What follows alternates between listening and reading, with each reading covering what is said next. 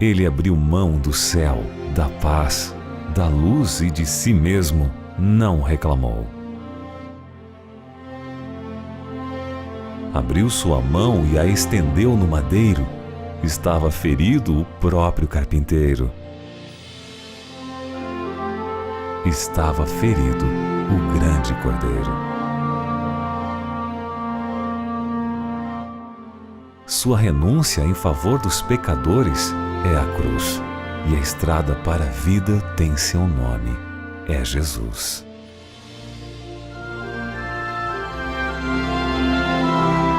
Nessa terra, sua vida foi marcada por passos de renúncia.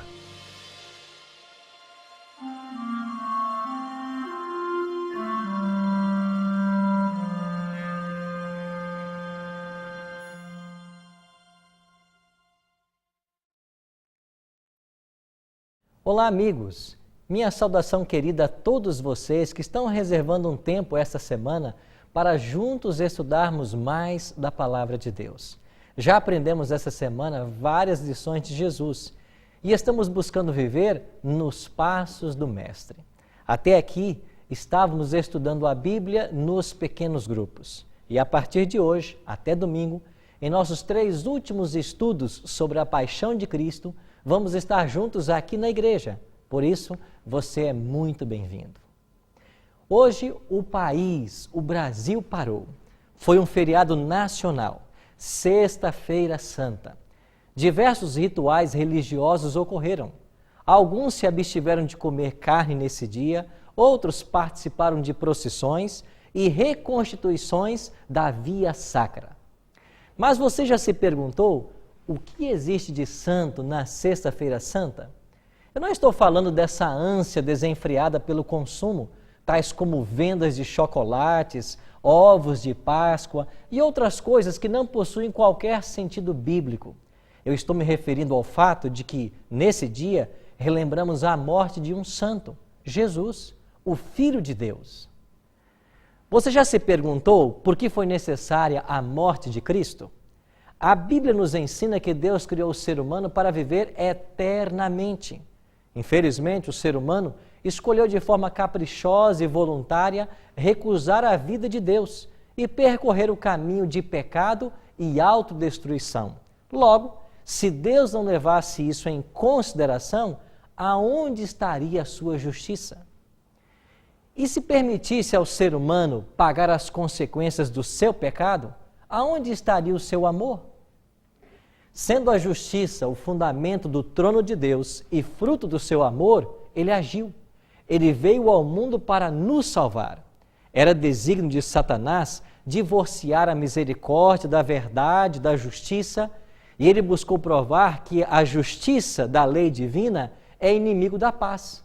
Mas Cristo mostrou que no plano divino elas estão indissoluvelmente unidas. Uma não pode existir sem a outra.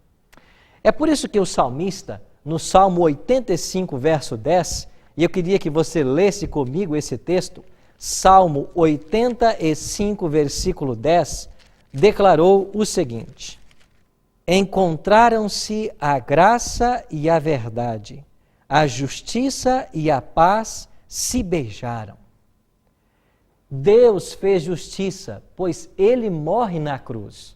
Entretanto, também manifestou seu amor, dando uma nova oportunidade ao ser humano. No ato de renúncia e entrega, Jesus morreu por nós na cruz e pagou um preço infinito pelo nosso resgate. Eu gostaria de chamar a sua atenção agora para 3 atos praticados por Jesus em nosso favor. Atos de renúncia. Então você que está nos acompanhando agora aí na igreja, pegue a sua Bíblia, assim como a minha está aqui sobre esse púlpito, e abra comigo em Mateus no capítulo 27, e nós iremos ler dos versos 27 a 30. Mateus capítulo 27, versos 27 a 30.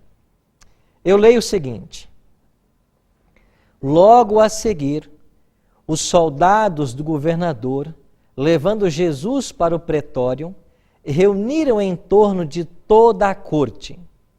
Despojando de todas as vestes, Cobriram-no com um manto escarlate. Tecendo uma coroa de espinhos, puseram-lhe na cabeça, e na mão direita um caniço. E ajoelhando-se diante dele, o escarneciam, dizendo: Salve o rei dos judeus! E cuspindo nele, tomaram o caniço e davam-lhe com ele na cabeça. Esse texto de Mateus 27 a 30, nos ensina que Jesus renunciou, primeiro, seu trono no céu para ser escarnecido como rei aqui na terra.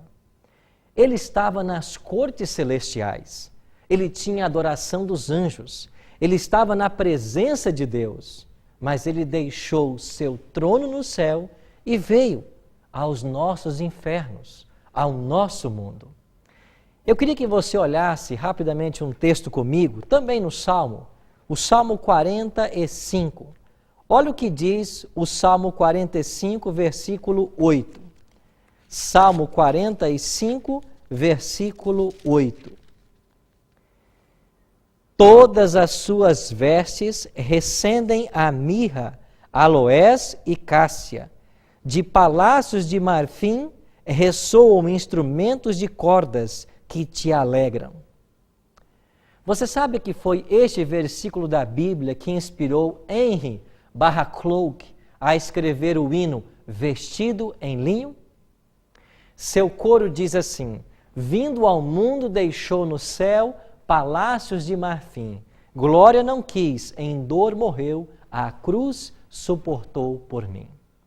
Coberto com um manto escarlate, coroa de espinhos e um caniço na mão direita, aqui nós temos um retrato do Filho de Deus aqui na terra.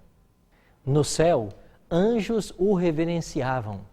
Aqui na terra, os homens cospem nele e batem com um caniço na coroa de espinhos, machucando sua cabeça. Jesus renunciou seu trono de glória para descer aos infernos humanos. O texto de Mateus fala também de uma segunda renúncia de Jesus. Jesus renunciou à presença do Pai. Leia comigo Mateus capítulo 27, versos 45 e 46. Mateus 27, 45 e 46.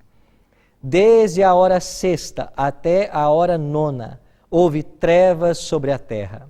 Por volta da hora nona, clamou Jesus em alta voz, dizendo: Eli, Eli, lama sabachthani, que quer dizer: Deus meu, por que me desamparaste? Como evidência desse sentimento de desamparo, dessa separação de Deus, um eclipse que durou 3 horas ocultou a luz do sol, fora de época, milagroso. Jesus, a luz do mundo, em seu nascimento, foi anunciado por uma estrela. Em sua morte, foi indicado por um eclipse. A própria natureza reconhecia e pranteava o autor da vida, e os homens, os quais vieram a salvar a preço infinito, escarneciam dele. O coração de Jesus estava em trevas, separados da luz e da presença do Pai, por causa dos nossos pecados. Enquanto a terra lhe negava uma gota de água, o céu lhe negava um raio de luz. Jesus, em meio aos sofrimentos, foi por algum tempo desamparado por seu próprio Pai. Esse é um profundo mistério. Sem cortar essa relação mútua e recíproca de amor, o Pai o desamparou. Entregou-o nas mãos de seus mais terríveis inimigos. Em sua agonia no horto, um anjo apareceu para confortá-lo, mas na cruz, nenhum anjo foi enviado do céu para livrá-lo. E de igual forma, nenhum amigo na terra surgiu para lhe dar alívio.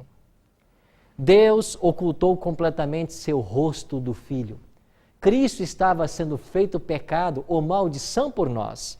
Em sua natureza humana, não apenas foi vítima de pecado, não apenas pagou a pena pelo pecado, mas, sem ter culpa alguma, visto que nunca cometeu pecado, sofreu em si o efeito direto e imediato da culpa, a morte espiritual. E esta morte espiritual consiste na ausência da comunhão com Deus. Aqui vemos a maravilha do Evangelho. O pai amava Jesus como filho, mas o odiava como substituto. Essa experiência foi sua maior angústia e a evidência máxima de sua renúncia.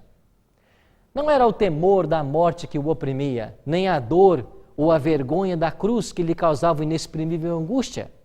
Cristo foi o príncipe dos sofredores, mas seu sofrimento provinha do senso da malignidade do pecado e do conhecimento de que, mediante a familiaridade com o mal, o homem se tornara cego à enormidade do mesmo. Mas eu queria tratar com vocês um terceiro ponto, uma terceira renúncia. Jesus renunciou à vida. Em Mateus 27:50, eu leio o seguinte: E Jesus, clamando em outra vez com grande voz, entregou seu espírito. Aqui nós vemos a morte do Filho de Deus. Cristo não simulou a morte. Ele, de fato, assumiu a culpa pelo pecado e morreu em nosso lugar. E todo este grande sacrifício feito pelo Filho de Deus foi para dar a você e a mim o direito de salvação e vida eterna. Cristo foi tratado como nós merecíamos para que nós pudéssemos receber o tratamento que Ele tinha direito. Ele foi condenado pelos nossos pecados nos quais não tinha participação, para que nós fôssemos justificados pela sua justiça, da qual nós não tínhamos parte. Ele sofreu a morte que nos cabia para que recebêssemos a vida que a Ele pertencia. Sexta-feira Santa só existe porque um santo morreu nesse dia. Diferente de comemorar com ovos e chocolate, eu queria fazer uma pergunta para você. Está o seu coração aberto para receber o homem do Calvário? Nós iremos ouvir agora uma canção.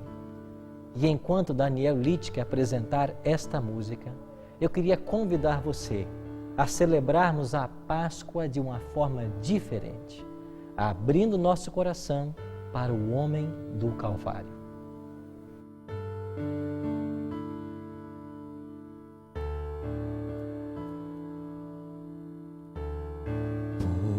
Quanto Deus enviou seu Filho ao mundo,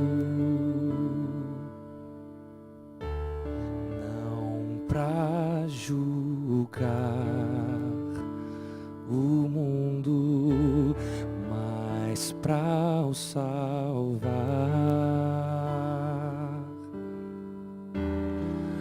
A luz veio à terra e os homens amaram mais as trevas, mas todo aquele que pratica a verdade aproxima-se da luz. Porque Deus amou ao mundo, porque Deus amou ao mundo, de tal maneira que deu seu Filho unigênito, para que todo o que nele crê não pereça, mas tenha a vida eterna. Não pereça, mas tenha a vida eterna. Porque Deus amou, porque Deus amou,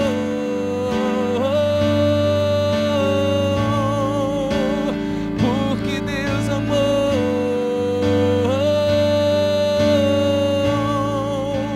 porque Deus amou.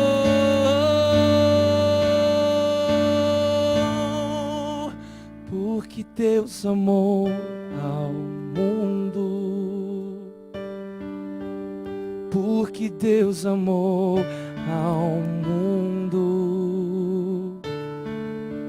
de tal maneira que deu seu Filho unigênito,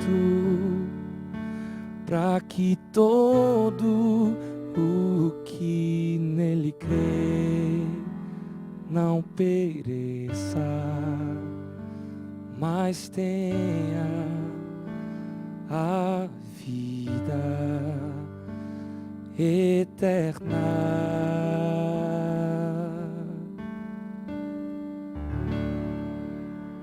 Se é o seu desejo agora abrir o seu coração a Cristo, ore comigo então. Pai de amor, obrigado porque existe uma Sexta-feira Santa. E só existe esse dia porque um santo morreu em nosso lugar. Queremos agora abrir-te o nosso coração e te aceitar como nosso Salvador pessoal. Venha, faça morada em nossa vida e nos prepare para a vida eterna. Em nome de Cristo te oramos. Amém. Obrigado, amigo, pela sua companhia. Eu espero você amanhã à noite para continuarmos a aprender mais sobre a vida de Cristo. O nosso tema de amanhã, nós iremos ver as lições que Jesus ensinou, mesmo estando na sepultura. Eu espero por você.